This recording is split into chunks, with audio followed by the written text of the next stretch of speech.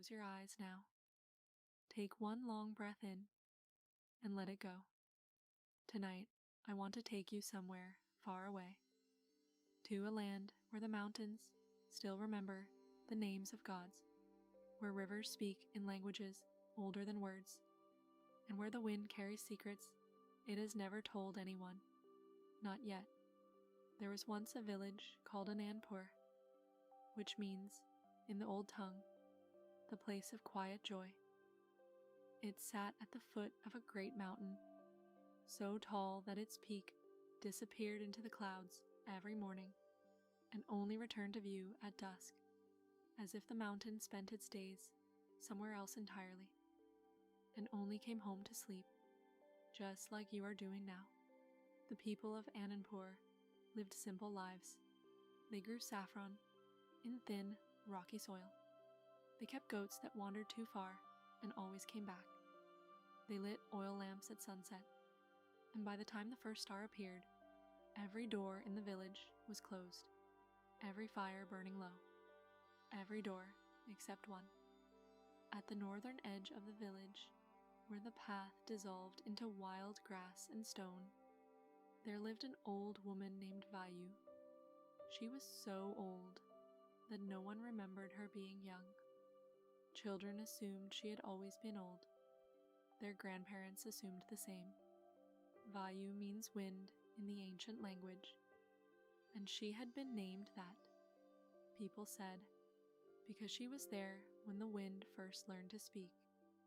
Every evening, Vayu sat outside her small stone house on a wooden stool worn smooth by decades of sitting, and she listened, not to the village, not to the goats, not to the distant river. She listened to the wind. She would tilt her head slightly to the left, always the left, close her eyes and listen, and sometimes, very faintly, she would smile. In the village there was a boy named Kiran. Kiran, which means a ray of light. He was 10 years old, curious in the way that only children can be. Fully, dangerously, beautifully curious. He had noticed Vayu many times. He had watched her sit. He had watched her listen. He had watched her smile at nothing. And one evening, as the sky turned the color of ripe mango, and the first cool breeze of autumn came down from the mountain, Kiran did what curious children always do. He walked up to her and asked, "What are you listening to?" Vayu opened one eye, then the other. She looked at the boy for a long moment, the way old people sometimes look at children, as if they are seeing something they once were and are glad to see again. "The wind," she said simply, but what does it say? She was quiet for a while. The breeze moved through the saffron fields. The oil lamps in the village windows flickered gently. "That," she said at last, "is what I am still trying to understand." Kiran sat down beside her on the ground. He did not ask permission. He simply sat, and Vayu did not send him away. They sat together as the sky darkened, as the stars appeared one by one, as the mountain disappeared into the night. After a long while, Vayu spoke. "Long ago," she said, "before this village existed, before the mountain had a name, the wind carried everything. Every prayer ever whispered, every secret ever told to the dark, every goodbye said at the edge of a road to someone who was leaving and would not return. The wind gathered all of it, and carried it. But there was one secret," she said, her voice dropping even lower, "that the wind has never been able to release. One secret so heavy, so old, so full of love and sorrow, at the same time, that the wind has carried it for 10,000 years, and still does not know what to do with it." Kiran stared at her. "What is the secret?" Vayu smiled. "If I knew that, child, I would not still be sitting here listening." That night, Kiran could not sleep. He lay on his mat and listened to the wind moving through the gaps in the wooden shutters. He had never really listened before, not truly, but now he heard something different. Not words exactly, not a voice, more like a feeling carried on air, a weight, a longing. In the morning, he went back to Vayu. "I want to find the secret," he said. She looked at him. "Then you must go where the wind goes when it is tired." "Where is that?" She pointed to the mountain. "The peak," she said, "where the mountain meets the sky, where the wind rests before it moves on. That is where it leaves what it cannot carry anymore." Kiran looked at the mountain. It was very high. The top was already hidden in clouds. "Will you come with me?" he asked. "I am too old to climb," she said, "but I have been waiting my whole life for someone young enough to go." She reached into the pocket of her shawl and placed something in his hand. A small clay disc, no bigger than a coin, with a single spiral carved into it. "When you reach the top," she said, "hold this to the wind. It will know what to do." The mountain path began gently. Soft earth, tall grass, the smell of cedar. Then it narrowed. The trees thinned. The air grew cooler and thinner, the way air does when it has not been breathed as many times. Kiran climbed all morning.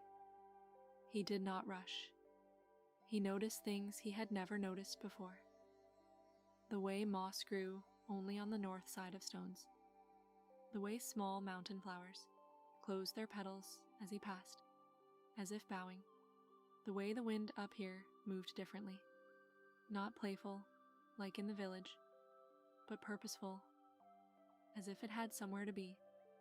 By afternoon, he was above the tree line. The village below was a small cluster of amber squares, the saffron fields catching the light. By evening, he was near the clouds, and the wind here was something else entirely. It did not push or pull. It moved around him the way water moves around a stone, gently, continuously, as if it had been moving around things for so long that it no longer needed to force anything. He found a flat rock near the peak and sat down. His legs ached. His eyes were heavy. The sky above was darkening to a deep violet, and the first stars were appearing, brighter up here than he had ever seen them. So bright they seemed close enough to touch. He held the clay disc in both hands. He closed his eyes, and he held it up to the wind. For a moment, nothing happened. Then the wind changed. Not stronger, not louder, just different. It moved around the disc in a slow circle, and as it did, Kiran felt something pass through him. Not a sound, not a word, but a feeling. The feeling of every person who had ever stood at the edge of something, a shore, a doorway, a goodbye. The feeling of love that had nowhere left to go because the person it was meant for was gone. The secret the wind had carried for 10,000 years was not a word. It was a feeling, the feeling of missing someone so completely, so quietly, that it becomes part of you. The way the mountain had become part of the sky, the way the river had become part of the stone. And as that feeling passed through Kiran, something remarkable happened. He was not sad. He was full. Full the way the night sky is full. Not empty, not lonely, but vast, and holding everything, and at peace. He came down the mountain in the early morning. The village was still asleep. The oil lamps had gone out. The goats were quiet. Only Vayu was awake, sitting on her wooden stool, tilted slightly to the left, eyes closed, listening. When she heard his footsteps, she opened her eyes. She looked at him for a long time. Then she nodded, very slowly. "You found it," she said. "Yes," he said. "But it was not a secret." "No," she agreed. "It never was. It was a feeling the wind did not know how to put down, so it kept carrying it, hoping one day someone would come along who could hold it without being broken by it. She reached out her hand. Kiran placed the clay disc back in her palm. She closed her fingers around it, and for the first time in a very long time, the wind around the village of Anandpur went completely, perfectly still. The wind still moves, of course. It always will. But now it moves lighter. Now it moves free.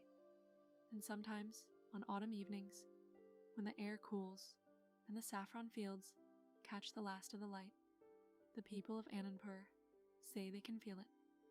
A warmth that has no source. A quiet that has no reason. A feeling of being held by something very old and very kind. That is the wind's gift now. Not its burden. Its gift. And if you are very still right now, if your breath is slow, if your eyes are soft behind their lids, you might feel it too. That old, gentle warmth. That quiet. Let it hold you now. You are safe. You are still. And the wind is at rest. Sleep well.